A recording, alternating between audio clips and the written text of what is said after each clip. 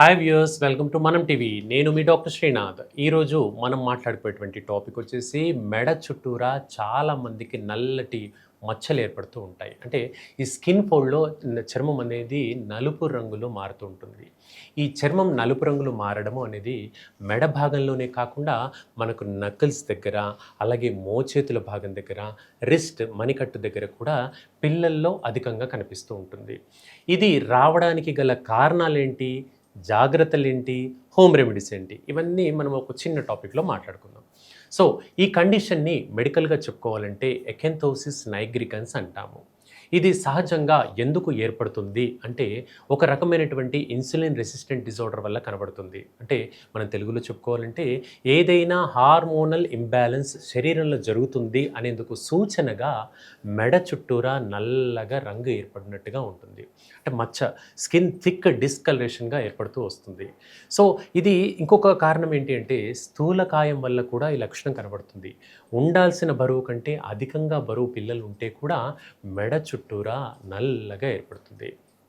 మూడవ కారణం ఏంటంటే, కొందరిలో మనకు ఈ చిన్ భాగంలో డబుల్ చిన్ లాగా ఏర్పడుతుంది. అంటే ఈ చిన్ ఉంది కదండీ, ఈ దవడ భాగంలో, ఈ కింది భాగంలో కూడా చర్మం సాగినట్టుగా కనపడుతుంది. దీన్ని డబుల్ చిన్ అంటాము.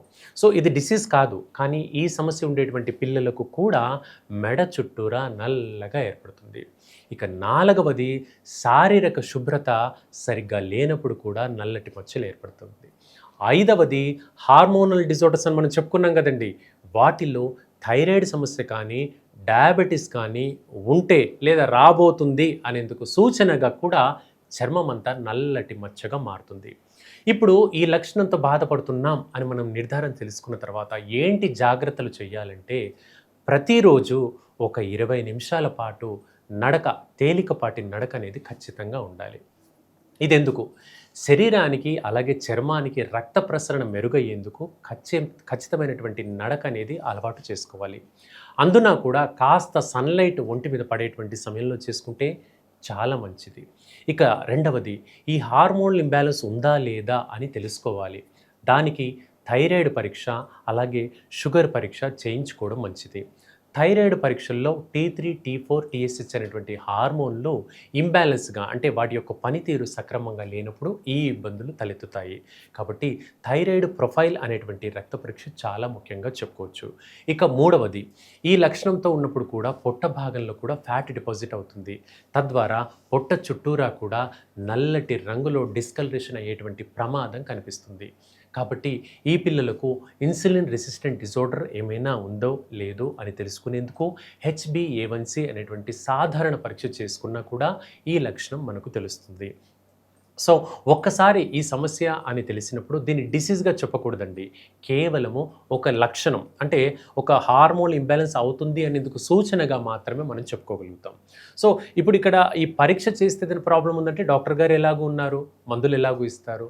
సో మనం చేయగలిగినటువంటి జాగ్రత్తలు ఏంటి అంటే, మనం చేయగలిగినటువంటి హోమ్ రెమెడీస్ ఏంటో మనం ముందుగా ఇక్కడ తెలుసుకుందాం.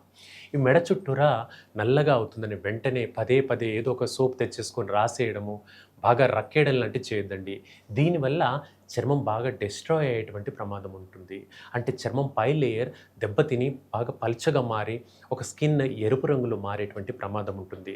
కాబట్టి దీనికి చేయాల్సినటువంటి జాగ్రత్త ఏంటంటే, ప్రతిరోజు ఉదయం పూట రోజ్ వాటర్ని తీసుకొని ఆ రోజ్ వాటర్ని చిన్నగా అప్లై చేస్తూ గుండ్రంగా చర్మం పైన సర్కిల్స్ చేస్తూ ఉండాలి. గుండ్రంగా దాన్ని రబ్ చేస్తూ ఉండాలి మెడ చుట్టూరా. అది ప్రతిరోజు ఉదయం చేయడం అనేది అలవాటు చేసుకోండి. ఇక అలాగే ప్రతిరోజు నైట్ ఏం చేయాలి? ఆలివ్ ఆయిల్ అనేది మన ప్రతి సూపర్ మార్కెట్లో లభిస్తుంది. ఈ ఆలివ్ నూనెను, చాలా చక్కటి ఆలివ్ నూనె దొరుకుతుంది, బ్రాండెడ్ది మనకు. సో దాన్ని మెడ చుట్టూరా రాత్రి భాగంలో రబ్ చేస్తూ ఉండాలి. మనం ఎలా అయితే ఉదయం పూట రోజ్ వాటర్ని రబ్ చేస్తూ ఉన్నామో, అలాగే రాత్రిపూట పడుకుంటప్పుడు ఆ నూనెను మెడ చుట్టూరా రబ్ చేస్తూ ఉండాలి. ఇవి చర్మానికి రక్త ప్రసరణ మెరుగు చేస్తాయి. తద్వారా చర్మం ఉపరితలంలో ఏర్పడినటువంటి ఆ బ్లాక్ డిస్కలరేషన్ని తగ్గిస్తాయి. అలాగే చర్మం కాంతివంతంగా ఉండేందుకు హెల్ప్ అవుతాయి. ఇది మనం ఎక్స్టర్నల్గా చేస్తున్నటువంటి జాగ్రత్త. ఇప్పుడు ఇంటర్నల్గా ఏం చేయాలి? ఈ సమస్య ఉండేటువంటి వ్యక్తులు ప్రతిరోజు కనీసం ఒక 3-4 లీటర్ల వరకు వాటర్ కన్జ్యూమ్ చేయడం అనేది అలవాటు చేసుకోవాలి.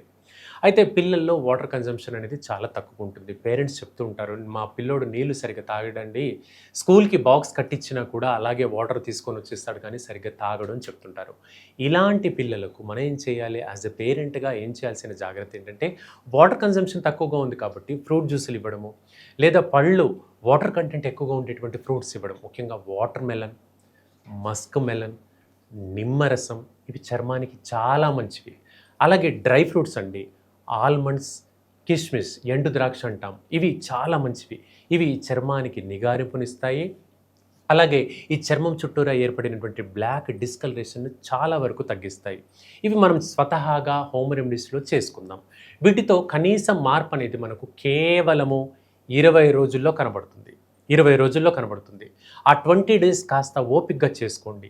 తగ్గకపోతే డాక్టర్ గారు ఎలాగో ఉన్నారు, డాక్టర్ గారిని కలుద్దాం, ఆయన మందులేవిస్తే వాడదాం, సరిపోతుంది.